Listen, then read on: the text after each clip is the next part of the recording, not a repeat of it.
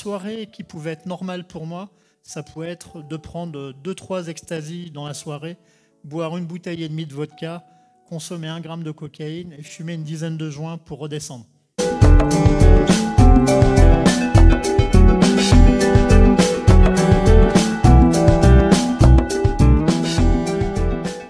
Ce soir, je viens vous expliquer ce que Jésus, ce que Dieu a fait dans ma vie, comment il a transformé ma vie.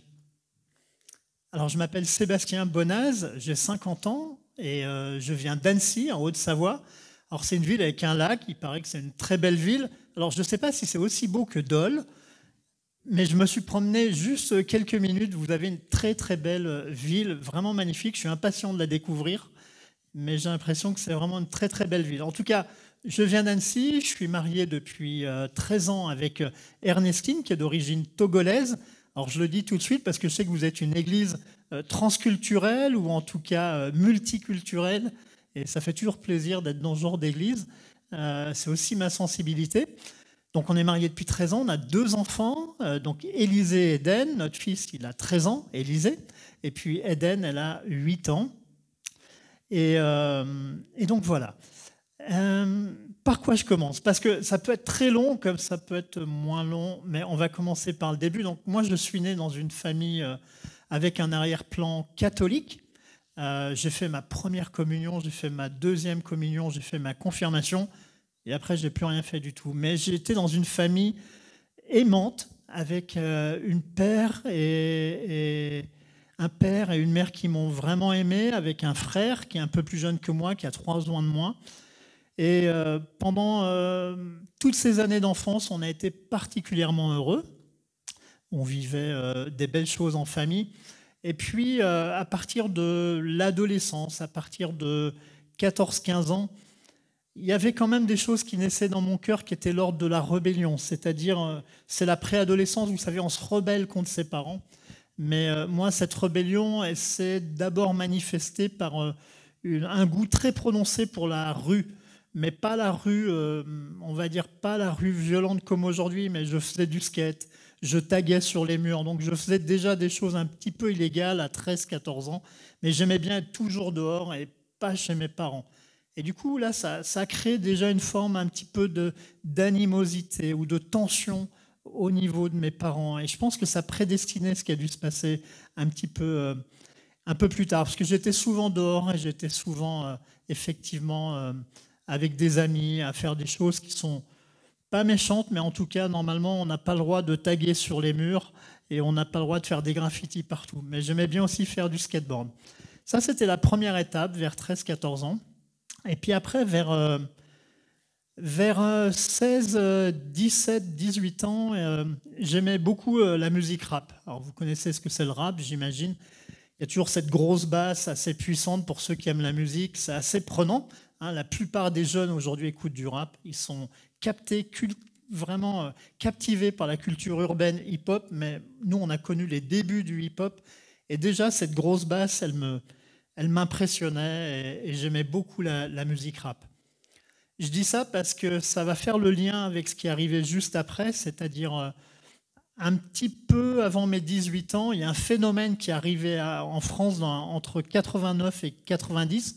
Donc pour les plus jeunes, c'est 1989-1990. Alors ça remonte à un certain temps, peut-être que vous n'étiez pas nés. Mais là, il y a la musique électronique, qu'on appelait la techno, qui est arrivée en France, avec un DJ français très connu qui s'appelle Laurent Garnier, qui revenait de l'Angleterre avec la musique électronique. Ça n'existait qu'en Angleterre et un petit peu aux États-Unis, puis il est revenu de l'Angleterre avec cette musique qu'on appelle la musique techno et le mouvement des rave parties. Donc les rave parties, il y a eu ce qu'on appelle le premier été de l'amour et c'était Woodstock. Alors parmi les plus anciens parmi vous, vous avez déjà entendu parler de Woodstock, c'était un mouvement avec les hippies aux États-Unis, mais il y a eu un deuxième été de l'amour et qui est arrivé avec les rave parties dans les années 90. Et la première soirée qu'il a fait en France, j'étais là. Et j'avais 18 ans. Et j'étais complètement captivé par cette musique. Et là aussi, il y avait cette grosse basse qui vous saisit les tripes. Et je le pose déjà tout de suite là parce que ça va être le leitmotiv quasiment d'une grande partie de ma vie. Mais cette basse et cette musique, elle m'a saisi. Et à partir de ce moment-là, je savais que j'écouterais ça quasiment toute ma vie. Donc j'ai commencé à sortir dans ces soirées et très vite, donc j'avais un peu moins de 19 ans, j'ai commencé aussi à passer moi-même de la musique dans ces soirées. C'est ce qu'on appelle un DJ jockey. Alors tout le monde connaît ça aujourd'hui, un DJ, vous en avez plein, David Guetta, vous les connaissez au moins de nom. En fait, c'est mélanger deux disques ensemble et faire danser les gens. Alors simplement, c'est que en général, quand on est DJ jockey, c'est forcément la nuit, c'est pas le jour. Et on sait que la nuit, il ne se passe pas que des choses tout à fait terribles. Et donc pendant des années déjà dans ma ville natale, Annecy, j'ai été DJ jockey dans la techno. Donc toutes les nuits, je passais de la musique électronique. Et je vous dis ça, au moins pendant les 5-6 premières années où j'ai commencé à être DJ jockey, je mixais d'abord dans ma ville locale. Malheureusement, quand on est dans le monde de la nuit, on est souvent confronté à la drogue. Et donc, ça a été la rencontre, forcément, qui dit musique électronique à cette époque dit drogue. Moi, j'ai été saisi par ça. C'est-à-dire que dès les premières rave parties que j'ai fait, j'ai commencé à prendre de l'ecstasy, qui était la drogue associée à cette musique, que tout le monde connaît. C'est une drogue synthétique, mais qui vous met dans un état second. Et j'en ai consommé vraiment énormément pendant des années. Je prenais aussi, on va dire, d'autres drogues. En fait, pendant toutes ces années, j'ai été polytoxicomane. Ce n'était pas associé à une drogue, c'était associé à plusieurs drogues, en fait. Donc, quasiment toutes les drogues, en fait, je les ai essayées. Alors, pas toutes consommées sur le long terme, mais au moins toutes essayées avec une forte dépendance aux ecstasy et à la cocaïne. Donc, c'est de la drogue et c'est vraiment pas bien. Je le dis aux plus jeunes qui sont là parce que c'est vraiment important. Après, ma carrière de disc jockey elle a pris un tournant un peu plus important puisque j'ai commencé à travailler dans d'autres pays et puis dans des soirées beaucoup plus grandes. Donc pour résumer, en fait, toute cette partie de vie en France, à Annecy, et autour dans les pays, dans l'Espagne, la Suisse et tout, on gagne beaucoup d'argent très rapidement. On a une vie complètement dissolue parce qu'on prend énormément de drogue. On a une vie affective et puis qui est complètement déréglée, c'est-à-dire qu'on enchaîne les soirées avec des filles. Je ménage un peu mon langage exprès pour ne pas heurter les sensibilités, mais malheureusement, on multiplie les conquêtes, on a beaucoup d'argent et on est beaucoup drogué. Donc ma vie normale, c'était de commencer à sortir à 23h et de rentrer à 6h, 7h, 8h, 9h, 10h, voire ne pas rentrer. C'est-à-dire que le week-end commençait le vendredi soir et il se finissait le dimanche soir. Je vais être un peu précis, sans vouloir vous choquer. Une soirée qui pouvait être normale pour moi, ça pouvait être de prendre 2-3 ecstasy dans la soirée, boire une bouteille et demie de vodka, consommer 1 gramme de cocaïne et fumer une dizaine de joints pour redescendre. Je veux dire quand même ce qui correspond à la réalité, parce que sinon, on ne mesure pas bien l'ampleur du désastre, en fait. Parce que c'était un véritable désastre. Et donc ça a duré quand même jusqu'à dans les années 2000. Et puis en 2000, j'ai un ami qui est parti, qui était d'origine réunionnaise, qui est parti à l'île de la Réunion. Et puis là-bas, il a rencontré quelqu'un qui organisait des tournées de musique électronique, notamment à l'île Maurice, et il m'a fait venir à l'île Maurice. Là, j'ai rencontré ma copine de l'époque et je suis parti vivre à l'île de la Réunion. Alors, changement de décor, mais pas du tout changement de vie. Parce que même si vous êtes à l'autre bout du monde et que vous êtes accro, addict à de la drogue, vous continuez de vous droguer de toute façon. Et donc, j'ai continué cette vie dissolue pendant plusieurs années à l'île de la Réunion. En même temps, c'est un endroit qui est tellement merveilleux que j'étais captivé par la beauté de la nature, ce que la Bible appelle la création. Et vraiment, ce que Dieu a créé est magnifique. Et je voyais l'océan Indien tous les matins. Et là, il y a quelque chose qui a commencé à naître dans mon cœur, qui était l'ordre du spirituel. Bien sûr, j'avais oublié toute mon éducation catholique, mais il y a quelque chose qui naissait dans mon cœur. Pas de chance. La réponse à cette soif de spiritualité, elle a été donnée par l'ennemi de Dieu, par le diable. Parce que mon meilleur ami de l'époque était un fils de franc-maçon et lui, il m'a donné de la revue New Age. Alors le New Age, c'est quoi? C'est croire qu'on est soi-même Dieu et qu'on peut, comme Dieu, créer la réalité. En fait, on rejette complètement ce qui vient du christianisme et des autres religions. C'est pour ça qu'on appelle ça le Nouvel Âge, puisqu'en fait, les autres religions n'existent pas. C'est une religion qui a un syncrétisme religieux, c'est-à-dire qui mélange un peu tout, de l'hindouisme, du bouddhisme, des énergies. On essaye de méditer et on est soi-même notre propre Dieu. Et ça a été aussi le deuxième fil conducteur. Donc musique électronique, drogue et New Age. Et là, c'est parti pour un certain temps. Donc je vivais à l'île de la Réunion, je travaillais comme chargé de clientèle chez un opérateur de téléphonie mobile, mais le week-end, je continuais de passer de la musique électronique, je continuais d'avoir une vie dissolue, je continuais de prendre de la drogue.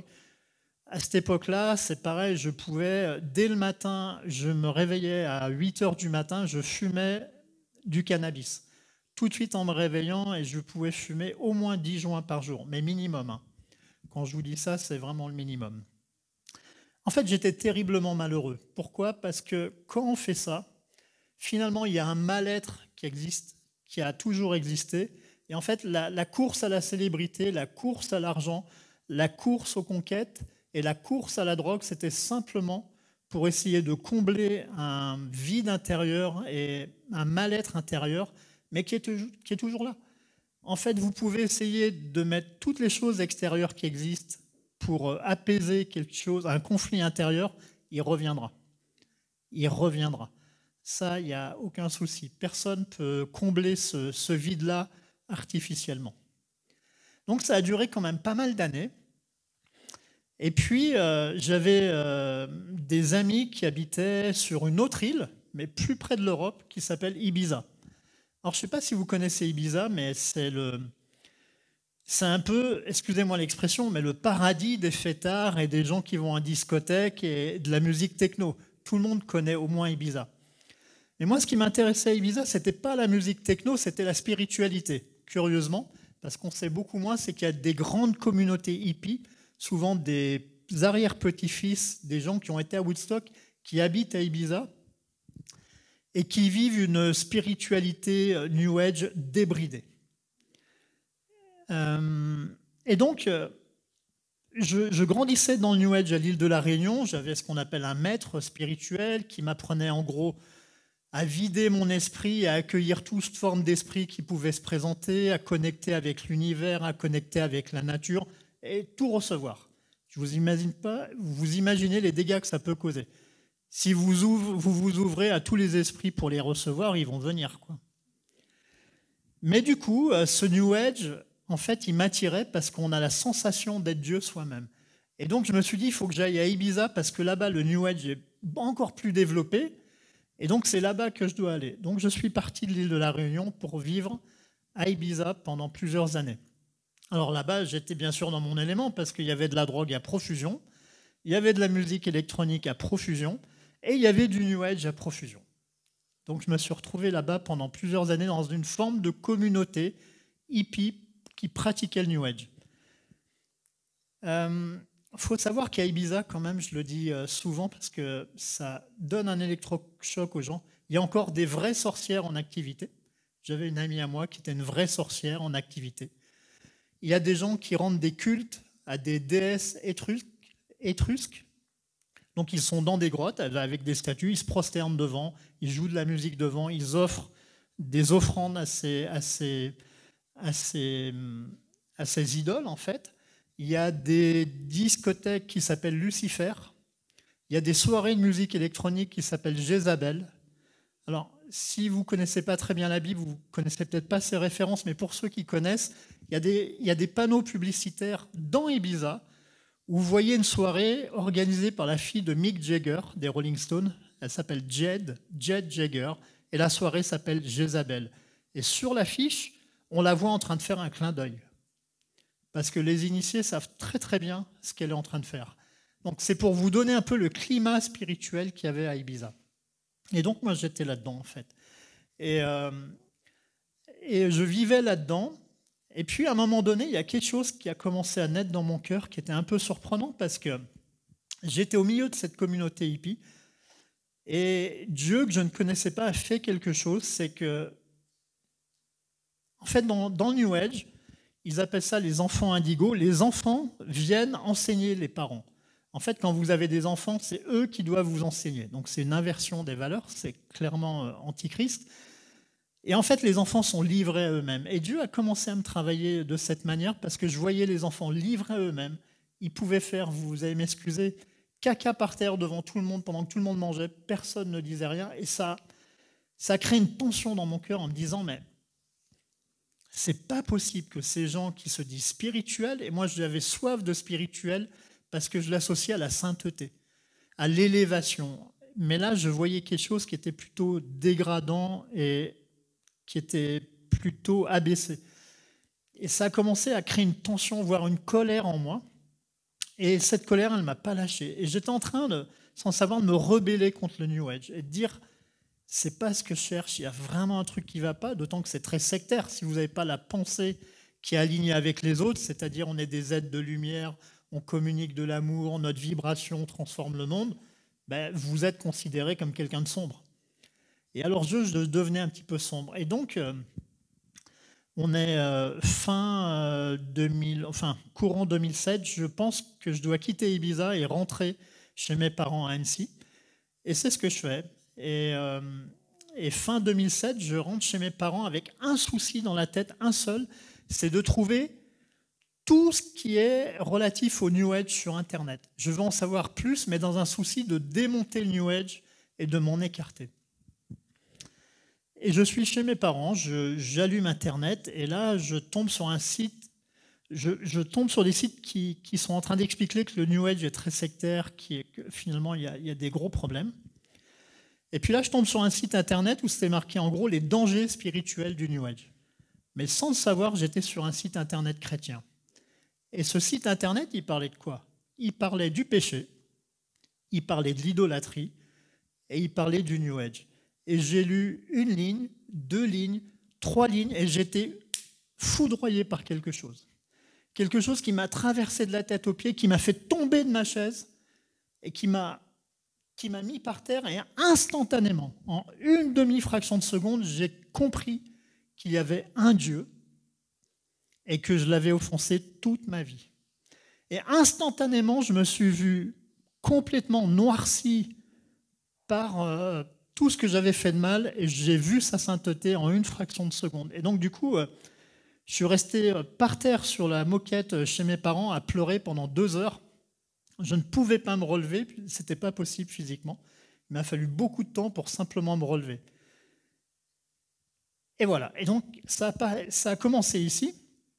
C'était ma rencontre avec Dieu, mais moi, je ne savais même pas ce qui s'était passé. Parce que bien sûr, j'avais un arrière-plan chrétien catholique, mais je n'ai pas compris ce qui s'est passé à ce moment-là. Et j'ai dû repartir à Ibiza, en fait. Mais il s'était passé quelque chose d'extrêmement violent. Et en fait, pour ceux qui sont chrétiens, vous savez ce que c'est la repentance. La repentance, c'est quand Dieu, par son esprit, nous montre le mal qu'on a fait et qui nous invite à nous en détourner. Et en fait, moi, je ne connaissais pas vraiment Jésus, c'est-à-dire que je ne savais pas que je pouvais me tourner vers lui. Et pendant 1 année, Dieu m'a fait remonter tous mes péchés à la surface. Tout ce qui était caché, il me l'a montré encore et encore et encore et encore. Et j'ai pleuré pendant des mois et des mois et des mois, mais sans savoir que ça pouvait s'arrêter. Et pourtant, quand je prenais ma voiture, des fois, je voyais vraiment Jésus qui était devant moi, comme si lui, il était saint, absolument immaculé, sans aucune faute. Et je me disais, il faut que je le suive absolument. En même temps, je commençais à parler de Jésus aux gens et les gens me persécutaient. C'est-à-dire, vu qu'ils étaient animés par autre chose, ils ont voulu me tuer physiquement. Mais vraiment, ils me cherchaient pour me tuer et pour me faire du mal. Donc j'ai habité dans ma voiture pendant très longtemps. Mais je savais que je devais chercher Jésus, quoi. Et j'ai vécu comme ça pendant plusieurs mois. J'allais de chez des amis à chez des amis. J'essayais de parler à Jésus, j'essayais de me souvenir de ce qu'on m'avait appris sur lui. Mais finalement, je n'avais pas vraiment de réponse. Donc je me suis dit, il faut que je retourne en France. Et dès que je vais arriver en France, il faut que je regarde sur Internet tout ce qui est sur Jésus. Et ça va bien, et ça va aller. Je vous passe tous les pour les plus on va dire, avancés dans la foi d'entre vous, tous les conflits de puissance qu'il y a eu. Parce que finalement, j'avais reçu le Saint-Esprit et en face de moi, il y avait des gens qui étaient complètement sous le contrôle de Satan. Et il y a eu tellement de conflits de puissance, mais moi, je ne comprenais même pas ce qui se passait. Des gens qui tremblaient devant moi et qui partaient parce que c'est des gens qui invoquaient des esprits, des channels, comme on dit dans New Age. Ils tremblaient, ils hurlaient devant moi, mais moi, je ne savais même pas ce que je faisais. Je connaissais que le Notre Père. Et donc, fin 2008, je suis retourné en France et je me suis dit, il faut absolument que j'en sache plus sur Jésus. Donc, j'ai commencé à chercher des trucs sur Internet. Et puis, sur Internet, j'ai trouvé un jour la prière de repentance. Donc, comprenez bien que je ne connaissais aucun chrétien. Mais sur Internet, il y avait une prière de repentance. La prière de repentance, c'est quoi? C'est on se met à nu devant Dieu, on lui dit tous les péchés qu'on a faits, et puis après, on croit que Jésus est mort pour nos péchés, on l'accepte dans nos vies, pour qu'il transforme nos vies. Moi, je ne savais rien de tout ça. J'ai écrit tous les péchés que j'avais faits sur une feuille, et il n'y avait pas qu'une feuille. Et puis tout seul, j'ai dit, écoute, j'ai lu la prière, j'ai dit simplement, Dieu, si c'est vrai, voilà, tous les péchés que j'ai faits, je te demande pardon de t'avoir offensé. Je crois que Jésus est ton Fils, qu'il est venu sur terre pour pardonner tous mes péchés et m'offrir une nouvelle vie, m'offrir la vie éternelle. Et je le reçois maintenant. Et instantanément, j'ai su que Dieu m'avait pardonné tous mes péchés, que j'étais réconcilié avec lui et sa paix est venue sur moi comme pour me dire tout ça c'est terminé. Toute ton ancienne vie elle est terminée, tout est lavé, tout est purifié, c'est terminé. Waouh!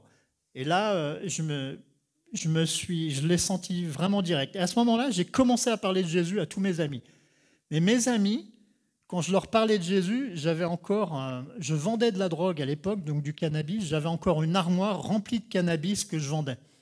Et quand je leur ai parlé de Jésus, ils m'ont dit, mais t'es fou, en fait, t'as halluciné, il s'est passé un truc dans ta vie, c'est fou. Je leur disais, je vous donne tout mon cannabis, je veux rien.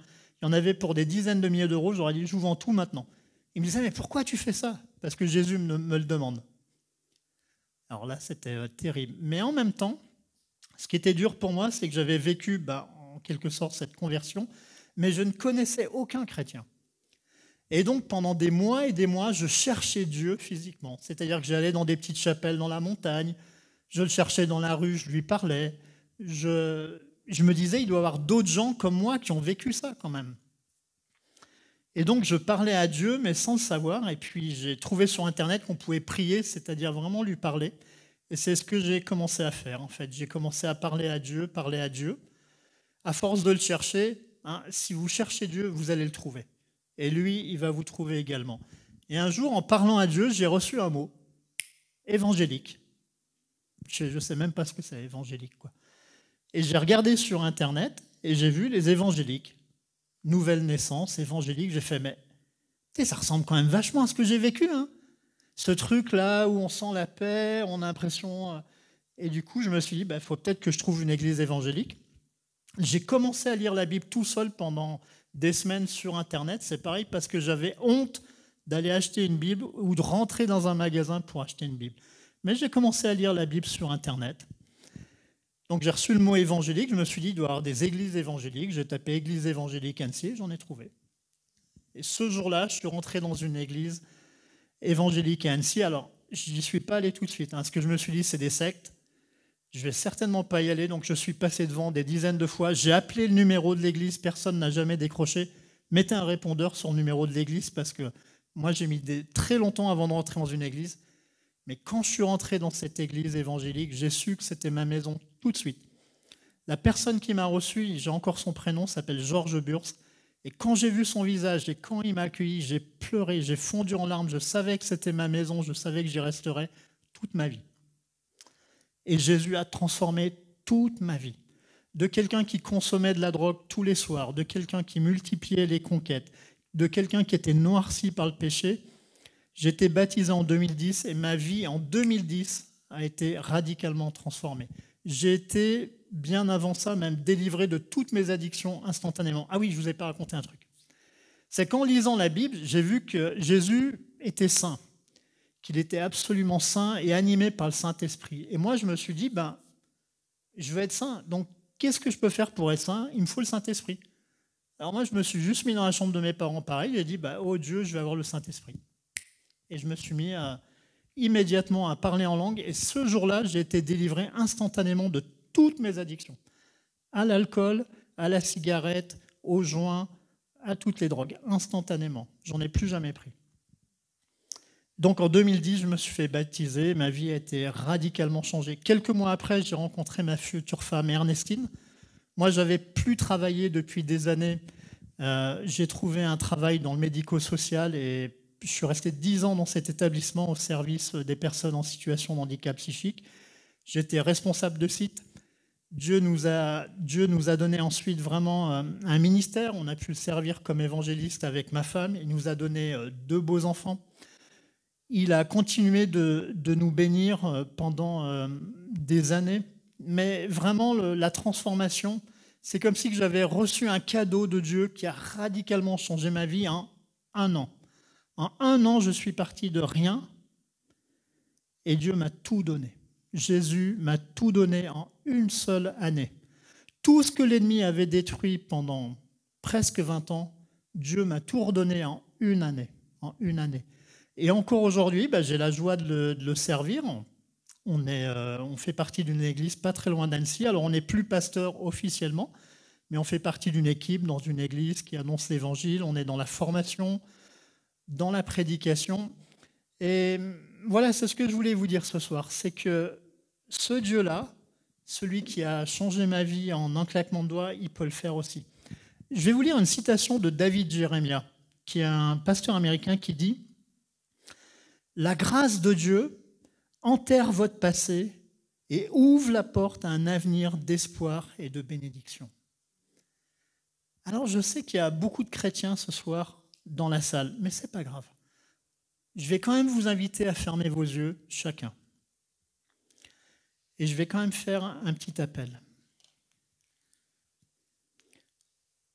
On a tous besoin de Dieu. À l'endroit où vous êtes, et qui que nous soyons, on a besoin de lui. L'erreur, c'est de croire qu'on peut vivre une vie indépendante, autonome et sans lui, mais il désire venir vers nous, et il désire venir vers vous. Je vais vous dire peut-être que vous êtes très jeune, vous êtes venu là par hasard, mais Dieu a un plan pour vous et pour vos vies. Ce qu'il a fait dans ma vie, il peut le faire dans la vôtre. Et il y a un appel pour vous ce soir à recevoir l'invitation qui vous lance.